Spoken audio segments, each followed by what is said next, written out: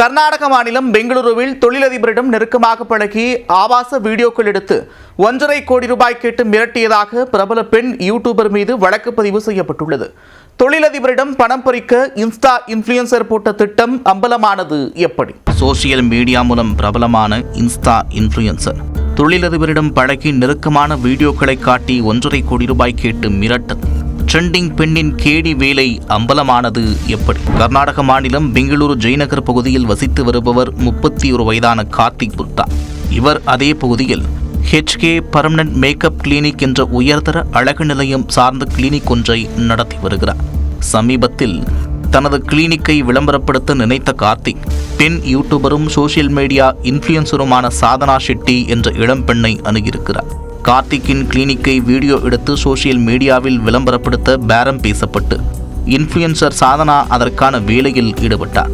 அப்போது கார்த்திக்கிற்கும் சாதனாவுக்கும் இடையே நெருக்கமான பழக்கம் ஏற்பட்டு இருவரும் பல்வேறு இடங்களுக்கு ஒன்றாக சென்று தனிமையில் பொழுதை கழித்திருக்கிறார்கள். நெருக்கமான சம்பவத்தை சாதனா ஷெட்டி தனது செல்போனில் போட்டோ மற்றும் வீடியோவாக ரெக்கார்ட் செய்து வைத்திருந்ததாக கூறப்படுகிறது.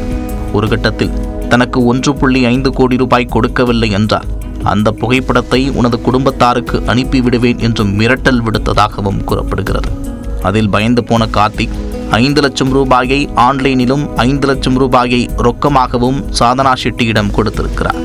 மேலும் 30,000 ரூபாய் மதிப்புள்ள ஒரு தங்க மோதிரம், 70,000 ரூபாய் மதிப்புள்ள ஒரு தங்கச்சங்கிலி, 1.5 லட்சம் ரூபாய் மதிப்புள்ள ஒரு ஆப்பிள் செல்போனையும் சாதனா பறித்திருக்கிறார். இவை அனைத்தையும் பெற்ற பிறகு சாதனா ஷெட்டி மீண்டும் 1.5 கோடி ரூபாய் கேட்டு கார்த்திக்கை மிரட்டியதாக கூறப்படுகிறது. ஒரு கட்டத்தில் அவர் கேட்ட பணத்தை கொடுக்காததால் சாதனா ஷெட்டி அந்த புகைப்படங்களையும் வீடியோக்களையும் கார்த்திக்கின் மனைவிக்கு வாட்ஸ்அப்பில் அனுப்பி பிரச்சனையை வெடிக்கச் செய்திருக்கிறார். அதில் பொறுமை இழந்த கார்த்திக் ஜெயநகர் காவல் நிலையத்தில் சாதனா மீது பரபரப்பு புகார் அளித்திருக்கிறார். புகாரின் பேரில் காவல்துறையினர் அவருக்கு நோட்டீஸ் அனுப்பி விசாரணைக்கு அழைத்துள்ளனர்.